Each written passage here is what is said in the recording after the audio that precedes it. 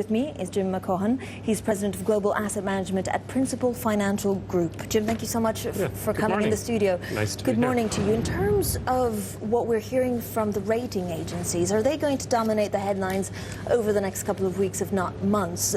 We do seem to have this increased activity, which will possibly have an impact on how you view your portfolio. Yeah, I'm not surprised at the move that Moody's are indicating this morning. In fact, in many ways, the rating agencies are behind the curve. I do think that 2011 will see a series of mini crises around European debt.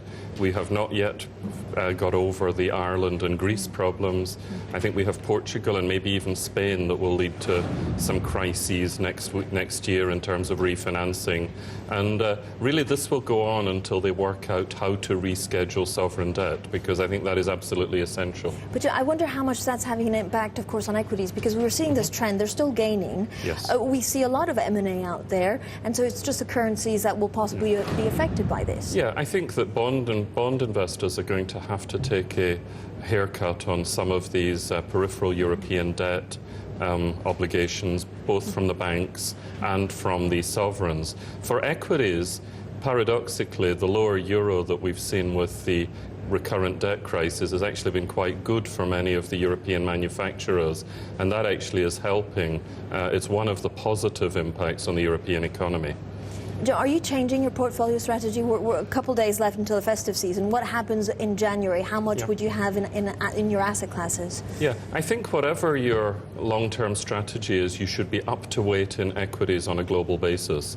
The main reason I say that is there is a very well-established cyclical recovery going on in the US now, and the US, the world's biggest economy, will drive a lot of the economic activity. So US equities, be up to weight and buy on setbacks. I think long-term, if you're thinking of the next 5 years, it is still a good thing to be well up to weight in emerging markets. I know it's a crowded trade temporarily, but on a 5-year view, the growth that will arise from greater prosperity, hundreds of millions of people becoming economically active and joining the global middle class, you know, the impact of that on investment portfolios will be very large. So US and emerging market equities would be two places I would suggest an emphasis.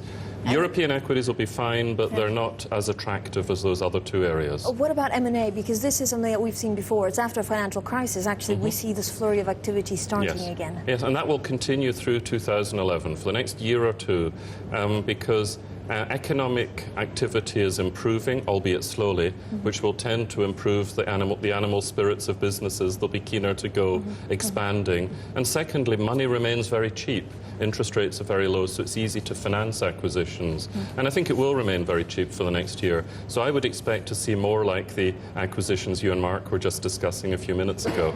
Okay, great news for investors if they want to make a quick buck, I guess, and if they find the right targets. Yeah, but the key issue really for investors, and using the word investors advisedly, is to be well positioned for the next few years. And I think equities will be a good place to be. Jim, thank you so much.